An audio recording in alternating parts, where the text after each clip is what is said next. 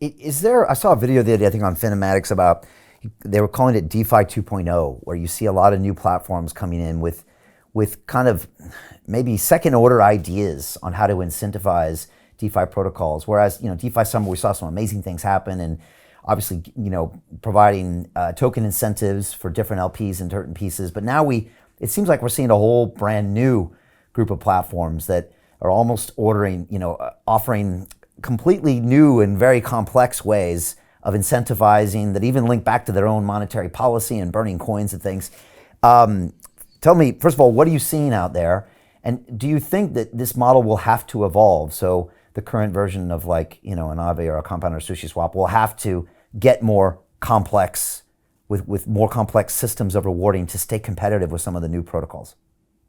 I think one of the ways, I don't know if I buy the meme that this is a version change that's 2.0, okay. But I appreciate there is a difference in some ways, which is a lot of the new protocols utilize their treasuries of governance tokens much more, they take more risk with them. And there are a bunch of different meme names for the same thing that people say for this, like protocol controlled value and stuff like that. All it really means is that there is a pool of capital denominated in potentially multiple tokens that the DAO controls, but the DAO is doing more aggressive things with them. So for instance, in the case of something like Ohm, you could think of as, I'm going to ignore the Ohm bond piece, but let's just say actually, I'll give sort of like the spectrum for Ohm. So Ohm has sort of three ways of earning yield. Realistically, it's more like 2.5, but you'll see why in a second. So one is you take the Ohm token and you stake it and you just earn Ohm inflation. The second is you provide liquidity in the Ohm ETH pool. And the third is what's called a bond, where you basically say, I am willing to provide this much liquidity to this pool for a certain amount of time. And if I do so, then I get some reward. And the Ohm mechanism is sort of, right now kind of manual, but I think, using, things like what we do, you could imagine a system where you have something that's like dynamically switching between how much it incentivizes for each of those three to meet some objective. And Ohm sort of does that manually, MIM does that manually. They all kind of have a bunch of this flavor.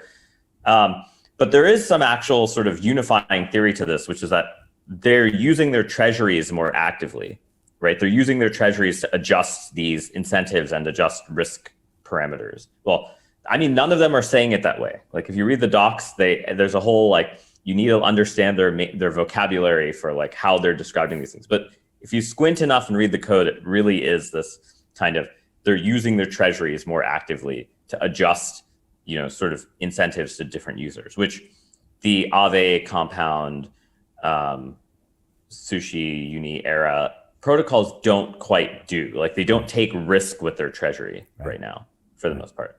Do you think they will have to compete going forward, or is the jury still out? Yeah, I mean, the thing is there's different protocols for different risk levels, right? You're going to have people further on the risk spectrum that these protocols will be, and then you're going to have protocols that want to attract traditional capital from traditional finance, and they probably don't want to be taking some of those risks. Right. And it's just like bonds, right? There's tons of junk bonds, there's tons of really great bonds.